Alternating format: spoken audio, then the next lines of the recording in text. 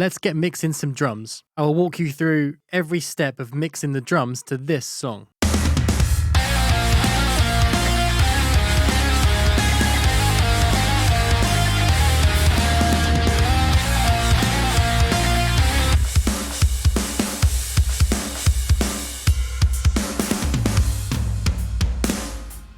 So we are continuing with this mixing series, and if you want to grab the multi-tracks and mix this song yourself, then you can head over to my Shopify and grab all the multi-tracks you're going to see here. The link will be in the description and also via YouTube shopping. So let's start with the drum bus, as all these drum tracks will run back to it, and I actually mix through the plugins on it. So first up we have the NLS channel from Waves, which is just giving us some analog saturation set to the mic setting here. You've got three choices on this one: the Neve one, which is a lot smoother, the SSL one, which gives you quite a lot of bites, but the mic one helps the low end too and brings it forward. And then that goes into a Townhouse compressor, which is SSL style compression, and we're just sort of gluing the drums together with this. So ratio of 4:1, slowest attack we can do, fastest release to really give some punch to the transients in the drums. And then finished off with a clipper here to add a bit of extra energy. I'll just quickly walk you through what those three things do, even though I do actually start with them turned on when I begin to mix.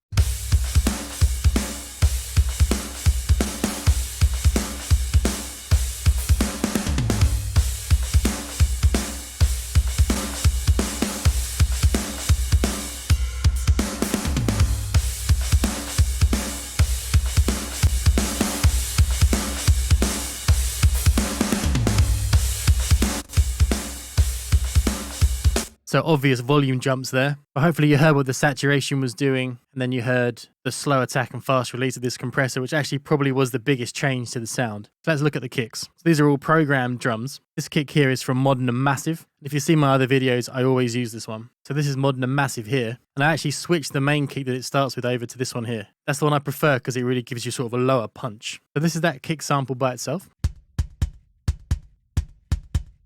And that's my main dynamic kick, and it's programmed in that way too. So just a quick poll: if you'd like to see a video on how I program drums and what I do with the velocities, etc., let me know in the comments and I'll get making it. So no plugins on that because we're going to do the mixing mostly on the kick bus here. So kick 9, which is actually from this Drum Forge plugin here, and it's this maple kick. Then what I would have done is, this is where you've got all your different choice of mics and routing to overheads and stuff. I will just solo the D6 mic. A D6 mic is kind of scooped and almost mix ready. If you've ever used one in real life, it's a lot more polished than this AKG D12 mic that they've used. That one will give you a sort of fuller sound without the mids sort of scooped back. But for this, we would have used the D6. So this will be more of a one-shot situation. It sounds like this.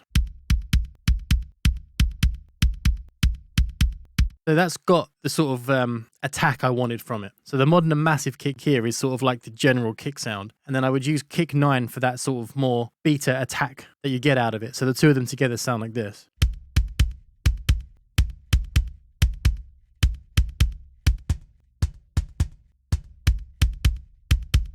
So I'm effectively building the kick sound without using EQ. I'm actually using different samples that have elements of things I want, and I'll blend them in that way. So then we add on a kick 3, also from Drum Forge, which here is this Ludwig standard. And again, I would have sampled the D6 on this too. And that sounds like this. So it's got attack in there, and it's also got a nice rumble to it to really fill out the kick sound. This is a slightly slower tempo song where you want like a kick that has some impact. So that's why I'm trying to build out the low end a bit more than I would with a faster song.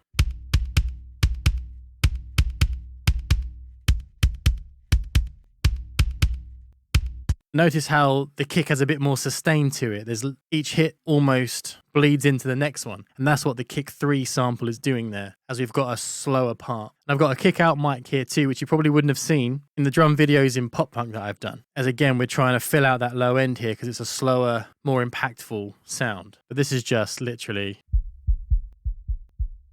like a thuddy heartbeat. So I would balance those 4 to get a general sound that I liked, then onto the kick bus where we then start to mix it. So first up is a EQ, and we're just pulling out little parts of the attack because I don't want it to sound chirpy, I don't want it to sound too clicky. So these cuts are refining that top end and in effect balancing it with the low end too. Let me walk you through each cut.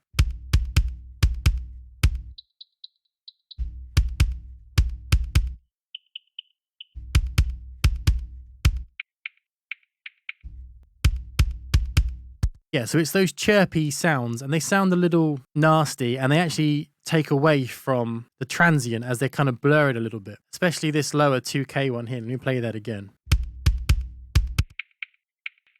And I think that's mainly from that kick 3 sample that we used. We're not killing it, we're just reducing it. So from that EQ, we go straight into Saturn. Now running it through tape saturation straight away is something I've started doing on programmed drums because the transient is so clean, it sort of doesn't sound like a real drum kit. So this won't be doing much, but it's just, you know, emulating what those transients would sound like going through analog gear. Takes that digital edge off of it.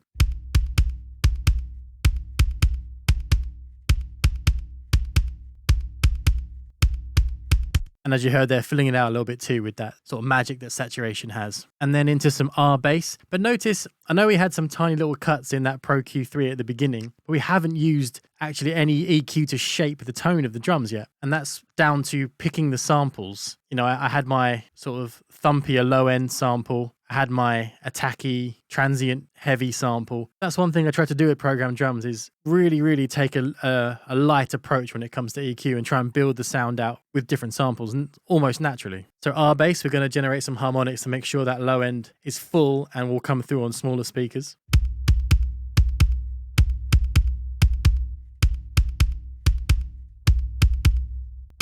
Yeah, that really thickens it out. This, you have to be super careful with this plugin too. And I do often find that when I go out to my car or listen to it on a sub, I've overdone it. But it's super important to make sure that that weight of that kick is felt on smaller speakers, on earbuds, headphones, etc., that don't necessarily accurately extend all the way down below 80 Hertz. And if you can dial this in tastefully, it'll be a bit of a game changer. Okay, so with our bass and with the Saturn II saturation, we definitely need to tighten that kick up a little bit. And that's where the 1176 comes in with some compression. So medium slow attack to make sure that transient gets through, but the fastest release we can have to really tighten this kick up. Let's hear what this is doing.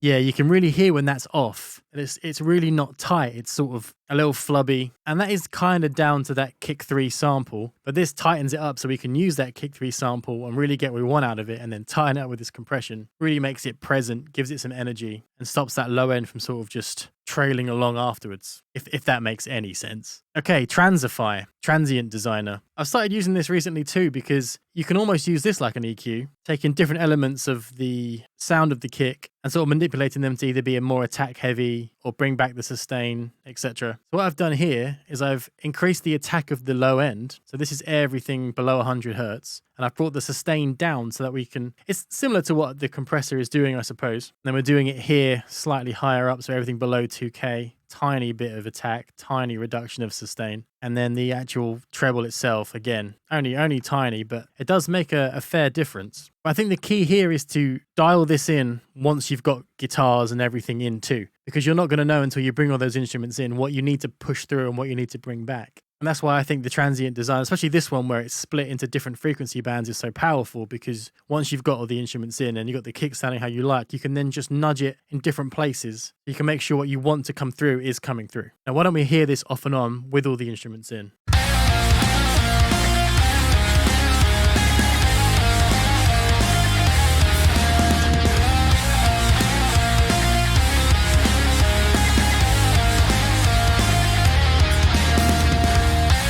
Just quickly, if you make music like this and you want me to mix your next song, then head over to my website, terrybeckleyrecording.com, and send me a message via the contact form. I will get back to you. It's subtle, but hopefully you heard how we could bring that attack of the kick through the guitars without having to push, you know, like 8K or 6K or something like that, but having to push it with an EQ and making it sound obviously programmed and, you know, a bit too digital. We were able to just nudge that attack through the guitars without compromising the overall tone of the kick. Okay, and now we are going to use some EQ, but we've got a really good bassist, so we shouldn't have to do too much. Now, see, if you look at this, there's not too many drastic EQ moves. We are, with a bell, pushing 6 decibels of 80 Hertz. And that would be because I just need to feel more weight from that kick. We're then sucking out 4 decibels of 460 Hertz, but that's where the mid-range can be. It's important not to suck out something that's actually adding to the weight of the kick. If you start to suck out, you know, traditionally, which you would do sort of around 200, sometimes that can make your kick sound thin. isn't the intention. So I will play with this, and I would have ended up around 460, but narrow, as you can see there. And we've got 3 decibels around just under 4.5K. This is where the bite of the kit can get through the guitars too. And I'll try out 2 different frequencies here. Around 4.5. The other one I'll try is around 2.5. And if 2.5 sounds a little bit too spiky and pokes out a bit, then I'll work with the 4.5 and vice versa. And then a bell here at 8K, just to give it some presence. It would have sounded too dull, needed to be more bright and open. And then we've got our filters here, filtering off everything below 50 hertz, but these filters are gentle in this plugin. I'm not destroying everything under 50. I'm leaving it there. I'm just sloping it away. And then everything above 10K, because we've got so much going to be happening above that. We don't want that kick stuff there, or we don't need it to be, because we've got more important stuff. Again, super gentle curve. So let's hear this EQ off and on.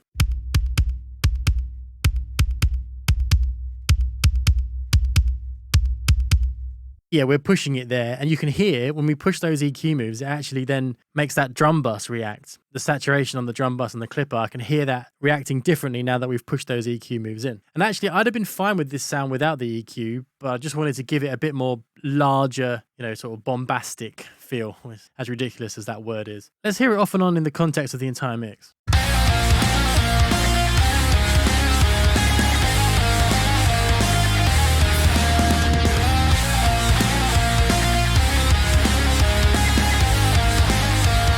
Yeah, it disappears. It sounds a little flat. It sounds a little weak. That EQ is like the Transify from before, the transient designer. We're just pushing through the bits we want to push through and be felt by that kick. So next, we've got some more sort of surgical EQ. And this I would have dialed in after I got used to how the kick was sounding. And I think, okay, I like what I've done in the first EQ, but now I'm probably going to add to or subtract from or sort of deal with the problems that first EQ maybe gave us. That's definitely what's happening here. So a little bit more reduction on the super sub here, but then pushing quite a bit more of that sort of fundamental, 80 hertz area. And then as a result, having to cut this 130 hertz there. So we're pushing up the fundamental, but pulling down the mud that might come from that. And then some more of that sort of chirpy sound, because with that EQ boost, it's going to cause some slight problems. Now, you might think I'm pushing something with one EQ with the SSL and then cutting it out with this one, but not quite. We pushed around 4.5K with the SSL. That was obviously bringing out some more of this sort of 2.5, 3K chirpiness that I didn't want. So I've made a broad boost and then refined it with these cuts, and then bringing down some of the top end that 8K boost would have done. But again, broad strokes to push, and then I'm sort of bringing it back and controlling it with this. Let's hear this EQ off and on.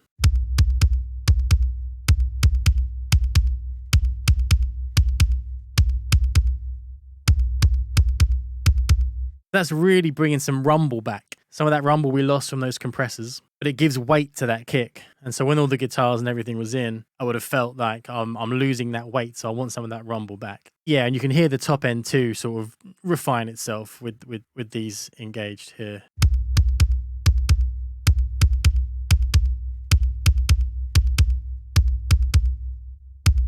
Yeah, that chirpiness that I cannot stand. I'm just bringing that back some more. And then into a clipper, which, if you want this, I want this kick to be loud. I want this kick to have energy. I've got a lot of transient information. So, clip it at the end is a great move. And JST clip is a great one for that sort of energy. And then we've got these 2 sends here. This is running to snare verb. And that sounds strange, but there's method to this. I want to stress how important room tones are with programmed drums, because if you don't have rooms, you don't have a bit of room on your kick, you don't pay attention to your room mics that come with the sampler, for example, I can almost guarantee that your shells, your kick, your snare, your toms are going to sound separated from each other. They're not going to sound cohesive, and it's going to be a dead giveaway of programmed drums. The rooms glue everything together. And I've actually found more and more that, especially with slower tempo songs like this, a kick room is so important, because it's always the kick that I hear when I hear mixes that I think can make it sound a little amateur. If your kick is just up front, but,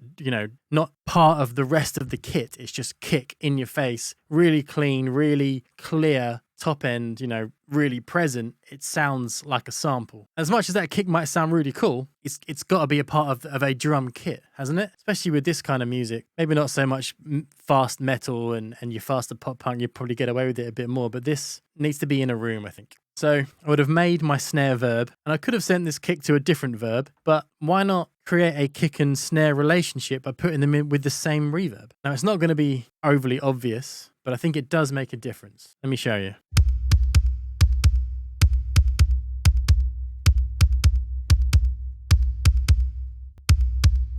Yeah, so you can hear it's so dry until you just put that tiny little bit of room tone on there, and it sounds way more real. And that, plus the drum rooms, plus you got your snare going to the same reverb, it really glues it together well. Okay, moving on to snares. If you've seen my other snare videos, this is going to be very similar to that. I have my two favorite snare samples, and it's really hard for me to find somewhere where these two don't work. This is the GGD Pop Punk One Kit Wonder snare, and I love how it sounds. This is it by itself.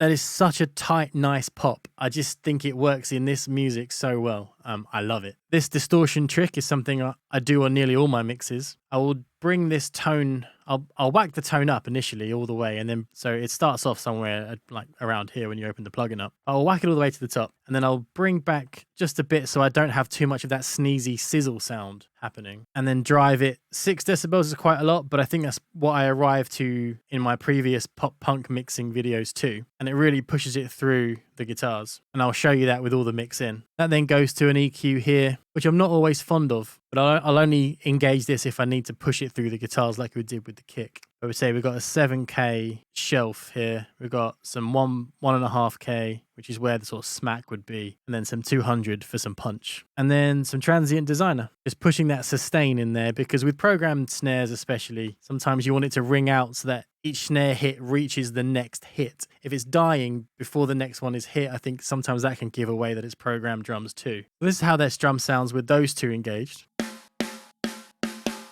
I'm really helping that snap and giving it some of that punch. But I just wanted to show you that distortion in the context of the whole mix. I want to show you how magic this can be.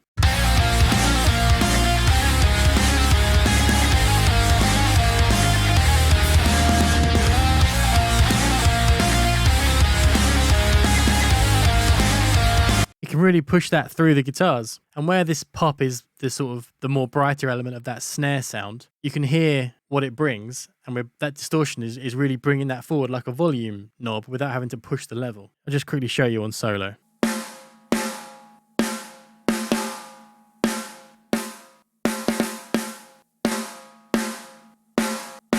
See, it's really energetic and it's really bringing it forward, and it doesn't really change the tone of the snare too much. So for me, it's something I use more often than not. So like with the kicks, I build this snare sound out. So that's the nice, pleasing, tight pop. And then I want some more punch and a deeper hitting snare with a bit of sizzle. That's where this Snare 1123 comes from. And that is from the Drumforge plugin again. So what that is a blend of Snare 11, Snare 23. And again, I would have soloed the SM57 on both of these. So we don't have any overheads or rooms or anything coming from those samples. They're dry. So the 1123 snare sample sounds like this. You see it's got a bit more punch to it, which is why I like to pair it up with the pop punk snare.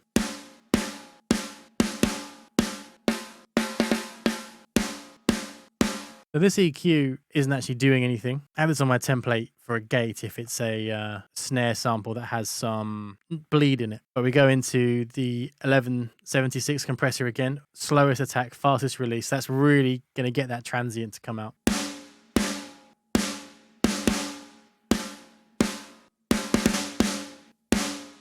Yeah, really good for bringing that transient out and bringing the whole snare forward and getting it in your face. Next up, Pro Q3. And we're just dipping out little bits I don't like here. So a bit of honk around 500 and a bit of that sort of razor bladey, edgy sound here.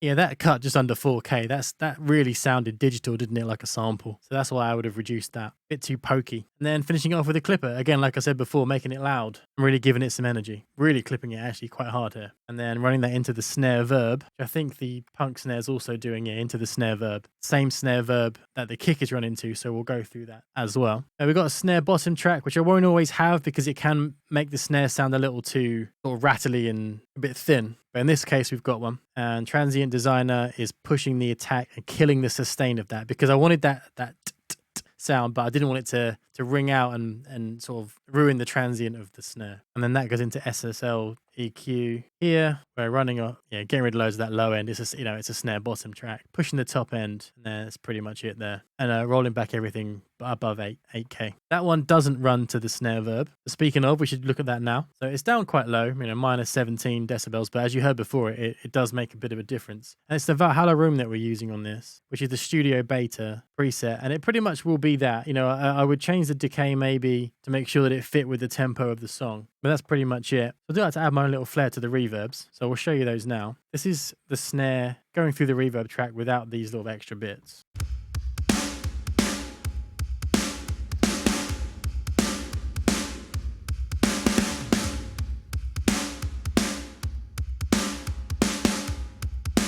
So not really doing too much obvious stuff. The clip will give it the same energy that the snare has, which is what I wanted it to be important. Soothe then, because we're going to get a little bit more nastiness from that clipper, so that's just taking care of the top end so it's not, overpowering the main snare sample and building up too much in that area. And then an EQ, making sure we got some 200 out of the room track, again cutting some of that honk and making sure the presence isn't overpowering for the main snare. And you heard the kick in there too because we're sending that from a previous track. Let me show you this snare verb off and on.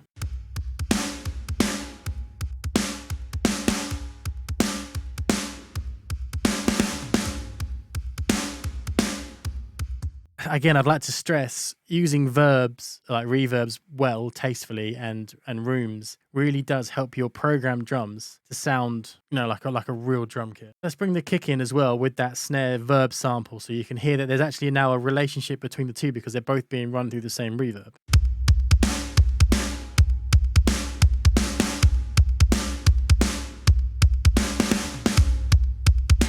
Yeah, and if I was to mute that.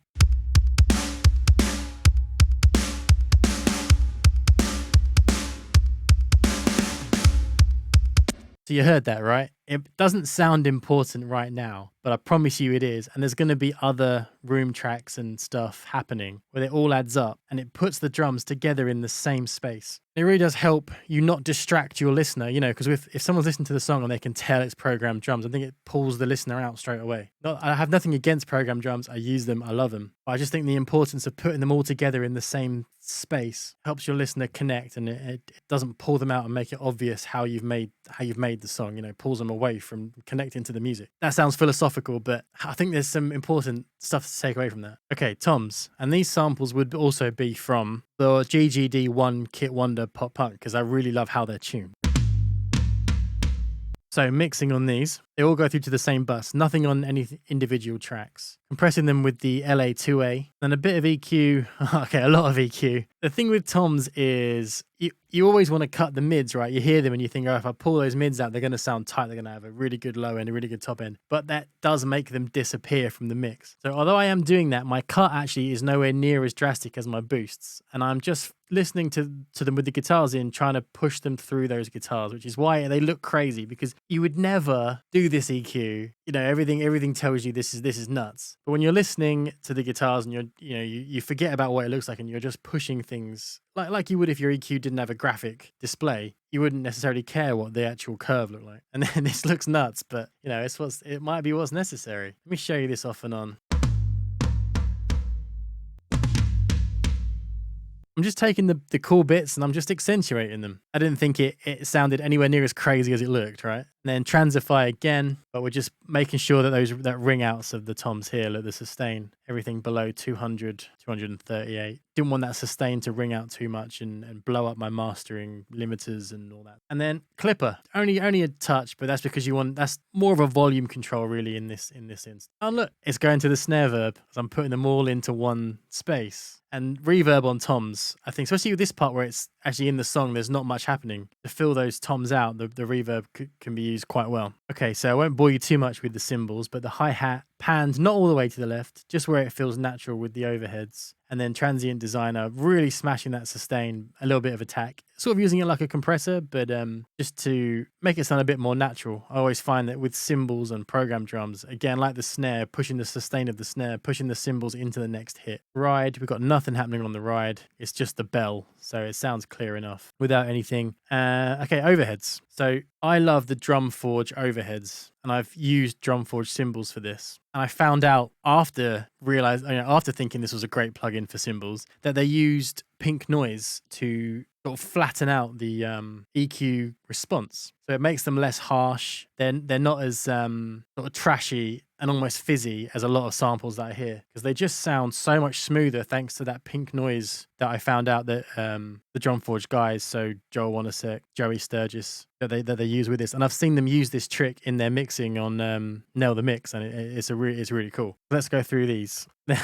Look at that. But there is method to this. If you look at the curve, that boost is only bringing this bit up to 0 dB, and that's because it's around 200 hertz. So I'm just trying to actually, from the overheads, chuck a bit of snare in there. But it's part of that whole using the rooms and reverbs to make the drums sound cohesive and as a whole. So if I can get a bit of that punch of the snare coming through the overheads, then that's going to do that for you. A lot of the time, you roll off all the low end of the overheads, but these are done in a really they're really well recorded in a great studio. So why not have a bit more of that sort of room, lower part of the overheads in there? Well, that's what that is doing. With that, if I turn that off, the curve, drops completely because I've rolled them off. So that's why that looks so insane. And then we're obviously dipping out 4K. That's the right speaker only, around 8K, and then up there, just to control those sort of like painful frequencies. Into Soothe on the matte cymbal preset, again, controlling that sort of like 4K area and taming that harshness. And then compression on the cymbals. And this is actually bringing out the transient a bit more, because I've got a slow attack and a really fast release there. Give the cymbals a bit more energy. And obviously we've done a lot with this compression, similar sort of settings on the kick and snare. So I want the cymbals to retain that. And then Saturn to give it some tape saturation, so it's not so clean and digital. I followed up with a last EQ here, just dealing with very specific cuts, which would be,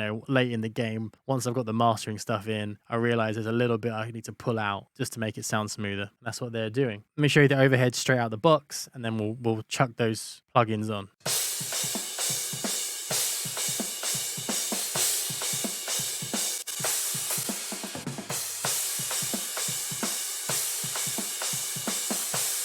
Yeah, so there you go. And if those samples weren't that smooth, I wouldn't be able to compress them and EQ them in the way I did, because it would just sound like hissy noise and fight the guitars. So rooms. For this first room track here, the SSD 5 drum room, this is from the Stephen Slate sampler, the SSD Sampler 5, and it was free. It's completely free. And I would use the dry and tight kit, like so, but then in the mix here, I would be soloing just the 2 rooms that you got here. And that's just the shells. Sounds like this.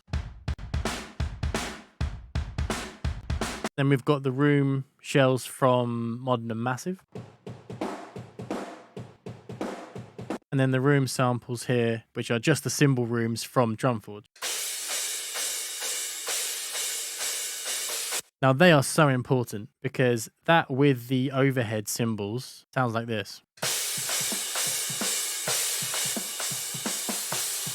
Hear how much depth those cymbals had, and then when I removed those rooms, it really lost something, right? That's why it's really important to have those room tracks in. So they go to a rooms track where this is bringing the low end down, bringing the top end down. So I don't want it to conflict with the kicks and the low end stuff, and I don't want it to fight the overhead tracks. I want the overhead tracks to exist up there by themselves. Not completely, you're only dipping it out by 3 dB. I'm just giving those parts of the drums some space. So I can push the rooms up higher, because like I said, I want to emphasize how important rooms are. And then EQing them a ratio of 12, so we're hitting it pretty hard. Super fast release, pretty slow attack, so we're getting some energy out of that, getting those transients through. Another EQ, this is going to be copied over from the overhead cymbals, because we know it's the same cymbals here. Same thing I was talking about here, like we've got a bit of kick in the room that we're pushing up, a bit of snare that we're pushing up, and then dealing with those harshness. These are going to be specific, aren't they, to whichever cymbals you're using, so just dipping out those resonant frequencies, really. And then into Soothe,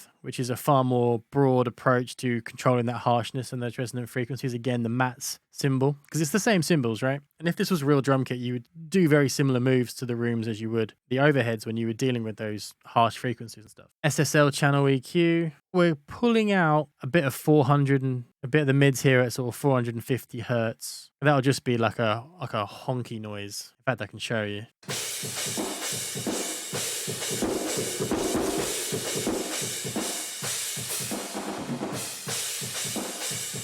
Yeah, just there's like a low noise that I'm just pulling out with that there. And then it's filters, 140 and 9K. But like I said before, this plugin super gentle slopes. So you're not killing everything with these filters. You haven't got to worry too much about those numbers because you're just taming them really. You're not pulling out completely. And then into Decapitator, which is saturation. And Decapitator is a great plugin. Don't buy it at full price unless you need it straight away because, sorry, Sound Toys, but they always, you know, a couple of times, 3-4 times a year, they'll put it on 50% off discount. So I got it for $49 instead of $100. So, you know, there you go. And that'll be adding some dirt to these rooms and some vibe.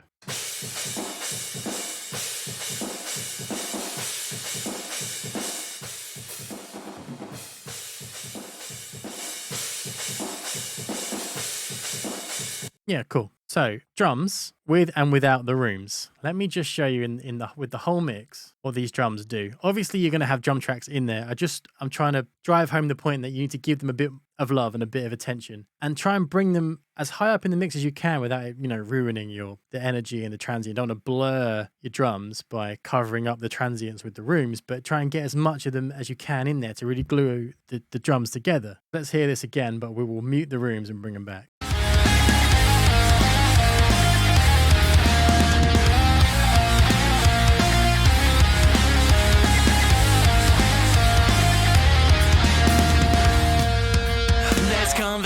Cool, hopefully you heard there. The kick and snare were really present. When the rooms come in, they sort of fell into place. They fell into that space and became a part of the kit. And that's what I'm trying to emphasize with all this time I've wasted of yours talking about rooms. So if you like this video, check out this one here, which is mixing pop punk drums, which are much more faster and aggressive. Slightly different approach that I take in this one. Or head over to my channel for all kinds of mixing videos on pop punk, emo, and that kind of music. Thank you very much for watching, and I'll see you at the next one.